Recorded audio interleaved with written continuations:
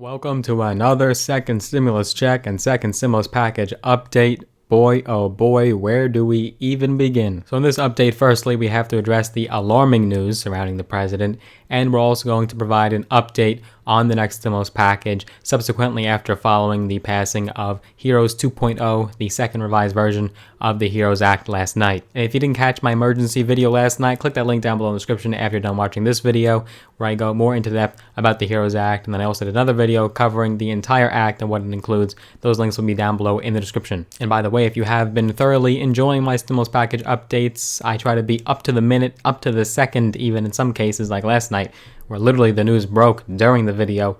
Go ahead and give the video a big thumbs up, smash the like button. This helps me and my channel, does support me, and it's totally free to do so. So I do appreciate when you hit the like button. Thank you very much. And if you are brand new here for whatever reason, my name is Logan Cohn. I do videos now every single solitary day, all for you guys to do videos covering business, finance, investing, entrepreneurship, mindset, strategy, and tips and tricks from my own experience, and also these stimulus package and stimulus check updates. So if any of those topics appeal to you, if you like anything you just heard, go ahead and click that big red button, the subscribe button, and also hit that little notification bell as well. That will just notify you every single time I do make a new video so you don't miss a beat. Late last night, I covered the passing in the House of the HEROES 2.0 Act, the second revised version of the HEROES Act. The House Democrats passed in the House of Representatives last night. Had to turn on the camera, record it for you guys just to give you that late night update. But now, today, even more uncertainty and even more turmoil in this country. Shockwaves sent all over the globe, as if you have not been living under a rock, the president and the first lady have tested positive for the virus. If you're just hearing the news right now from this video, I'd be absolutely appalled if you are. Yes, that is right. The president of the United States, President Trump, and the first lady of the United States, Melania Trump, have tested positive for COVID-19. Trump tweeted out last night after midnight, "Tonight, Flotus and I tested positive for COVID-19. We will begin our quarantine and recovery process immediately. We will get through this together." Of course, extremely ironic after Trump bashing and slamming Biden for wearing masks and his response to the virus in regards to his campaigning, and then he ends up with the virus. Quite the turn of the events. No matter what your politics are, no matter what your opinion is, the fact is that you do not want the president to pass away from this. The fact is that the country does better, and it will be much more beneficial and advantageous to the country if the president does live. We've already seen all the tweets, all the calls from public figures and celebrities and blue check marks for the president not to survive. Overall, the response from world leaders and also Joe Biden himself has been optimistic. It's been positive, no pun intended, but you have had some bad apples with some very nasty things being said. There's even speculation that Trump might not even have the virus, and this is some sort of a strategy in this campaign to avoid the debates, or potentially go into hiding until the election is over.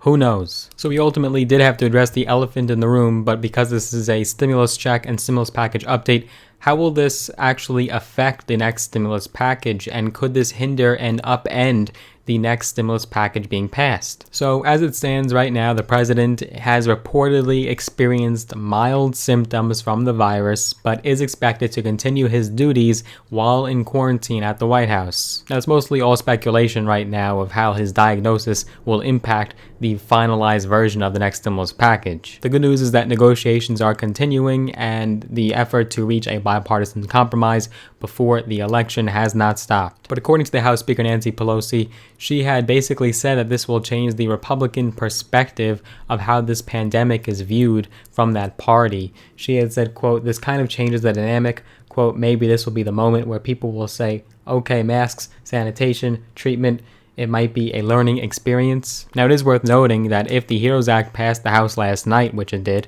then why would negotiations still be continuing between Treasury Secretary Stephen Mnuchin and the House Speaker? Well, according to Pelosi, the passing of HEROES 2.0 is independent from the negotiations between both sides. Remember, in order for HEROES 2.0 to become law, it would first have to pass the Senate, which is extremely unlikely, as they are not in agreement with that price tag, and it would also have to pass the president's desk. So if Pelosi and Mnuchin do reach a consensus, then that new idea would have to be first drafted, then legislated, then it would have to be passed in the House and then the Senate before ever becoming law. So the question then becomes, why did the Democrats put all that effort into trying to pass a bill when negotiations are still underway and they know that Republicans won't agree to the HEROES 2.0 Act? Well, the answer is rather straightforward, and that's that the Democrats are able to declare victory. This was a political move. This was a political play, as they're now able to campaign to the constituents that they were able to get relief passed for Americans. And Democrats are also declaring victory because of Trump's diagnosis of COVID-19,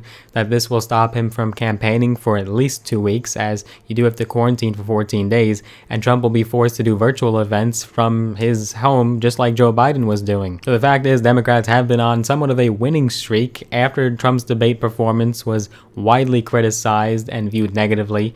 Then you have their passing of the HEROES Act last night, and then you have Trump being diagnosed with COVID-19. Democrats are feeling really cheerful and optimistic ahead of this election. On top of that, polls are still showing Biden in the lead, double digits in some polls nationally, and Democrats are expecting to win not only the White House, but also try to take back the Senate as well. But on that same token, the House and the Senate are both expected to break from its sessions with the upcoming election. But Nancy Pelosi also did declare that the House is staying until an agreement is reached. So even if the two sides do reach an agreement, it could take at least a week or more for a vote to come up. Currently, Pelosi and Mnuchin have not reached an agreement yet. More updates will be following suit very shortly, so you have to stay tuned and be updated. All of the updates that you will require will be found on this channel, so once again, if you enjoyed this update, give it a big thumbs up, smash the like button, and also be subscribed to this channel.